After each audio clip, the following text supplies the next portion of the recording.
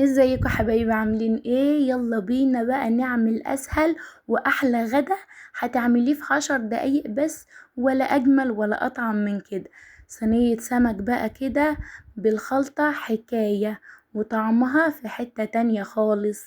بصوا السمك معايا عامل ازاي والخلطة عليه، وهنعمل جنبه بقى شوية رز كده حبة وحبة يجنن. بصوا يلا ندوق. بصوا السمك معايا عامل ازاي، بألف هنا وشفا. نشوف بقى المكونات بتاعتنا يا حبايبي. انا معايا هنا بصلاية كده مقطعاها صغير او كبير، كده كده هنطحنها في الكب. بصلاية، ومعايا خضرة كده مقطعاها، كزبرة بقى على شبت، ومعايا فلفل اخضر وفلفل احمر، ومعايا طماطماية واربع فصوص من الثوم. ممكن تكتري الثوم، بس انا هنا كمية السمك معايا مش كبيرة، حسب كمية السمك معايا. ومعايا البهارات كزبرة وكمون وملح، ومعايا نص كوباية خل، ودول عصير 4 ليمونات، ومعايا زيت.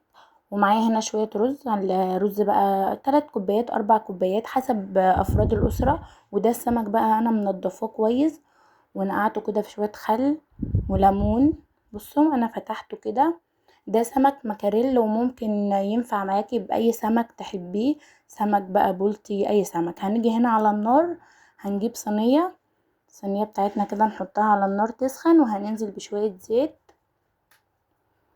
زي ما انتوا شايفين كده يا حبايبي. بس كفاية تسخن بقى الصينية كده، وهنزل بالسمك بتاعي وهو مفتوح كده، هرصه جنب بعض. ولا تشغلي فرن بقى ولا اي حاجة، وهيطلع احلى من الفرن كمان. هنرصه جنب بعض كده، حلوة قوي كده. هسيبه بقى ياخد تشميعة كده على النار، هغطي عليه واسيبه يتشمع بس كده. وهروح بقى على الكبة بتاعتي الكتكوتة دي، هحط البصل، وبعدين انزل بالثوم، بهارات. هنزل بقى بالخضار الاول، هنزل بقى بالطماطم والفلفل بتاعي الالوان، فلفل اخضر عادي، الوان ماشي، كله ماشي. الخضار بتاعنا بقى، الخضرة بتاعتنا الحلوة دي، وهبدأ اضرب. انا حطيت هنا خل وليمون بس ما جوش معايا، حطيت نص كمية الخل والليمون وضربت كله مع بعض والبهارات وكله. وهاجي بصوا هنا السمك اتشمع معايا ازاي. هنزل بقى بالخضار عليه فوق كل سمكة وسمكة كده، هنزل بالخضار بتاعنا. ايوه كده، هحط الخضار كده وهغطي عليه واسيبه بقى على نار هادية. هنا بقى على عين تانية كده، هحط حلة فيها معلقتين سمنة، هجيب شوية زيت ابيض ما يكونش ليه ريحة، عشان الرز بتاعك يبقى طعمه حلو. لازم نعمل ميكس بين السمنة وبين الزيت، عشان السمنة بتدي طعم حلو، والزيت بيخلي الرز معاكي مش معجن، مفرفر كده وحلو وجميل. انا هنزل بقى بكوباية رز دي انا غسلاها ومصفياها، كوباية واحدة من الكمية اللي معايا كلها، من ال4 كوبايات او ال3 كوبايات. هفضل بقى اقلب فيها لحد ما يصفر. ده السمك معايا، شايفين شكله عامل ازاي. هنزل بقى عليه كده بطماطمية كمان كبيرة وبصلية مقطعهم وقرن فلفل. يعني زودي كمية الخضار كده عليه، بيبقى الخضار طعمه حلو قوي.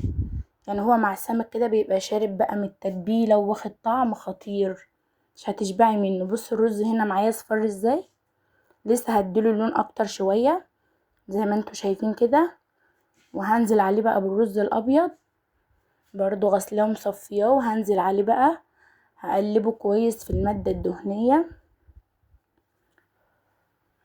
هنزل بالملح بتاعي، ومكعب مرقة كده هفرفته بايدي كده، اكسره بايدي كده، بس زي الفل. اقلب بقى كله مع بعضه. كل ما تقلبيه كده في المادة الدهنية دي، بيبقى معاكي مفرفر كده مفلفل كده وحلو قوي. ايوه تقلبيه كده كويس، تكوني محضرة بقى مية سخنة او بتغلي وتزوديه. ايوه كده، كل كوباية رز ليها كوباية مية، يعني 3 كوبايات رز لهم 3 كوبايات مية. الرز البلدي ده المصري بتاعنا ده غير الرز البسمتي طبعا. هنغطي عليه بقى ونسيبه على نار عالية.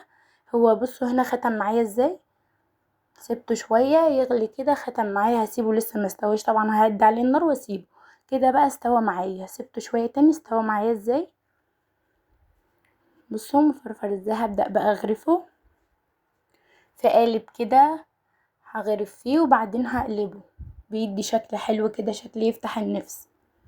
بصوا قلبته معايا، شايفين شكله عامل ازاي، حبة بيضة وحبة صفرا. قدمته معايا بقى هنا، وعملت شوية سلطة خضار كده جنب السمك. انا شلت السمك هنا بقى من الصينية وحطيته في طبق التقديم بتاع السمك ده، طبق ازاز كده بيبقى على شكل سمكة، بيبقى شكله حلو قوي. والسلطة والرز بتاعنا الخطير ده غدا سهل جدا، وفي 10 دقايق هتكوني مخلصة كل حاجة، ولا اطعم من كده، طعمه حكاية. وياريت يا حبيبة قلبي تعليق حلو كده منك، وتشتركي في القناة بتاعتي عشان يوصلك كل جديد. وبحبكم في الله، ويا رب تجربوا وصفاتي وتعجبكم. وانا متشكرة جدا ليكم. ايه رأيكم بقى في الطبق ده؟ طبق سمك حكاية، لازم تجربوه. شوية سلطة خضار كده وشوية رز، لازم كده نعمل تجديد وتغيير كده كل يوم في الأكل. ده بيفرق جدا، وحاجة كده تفتح النفس، حاجة مختلفة. مش كل يوم بقى طبيخ ومكرونة لازم نغير كده شوية. أسيبكم في رعاية الله، مع السلامة.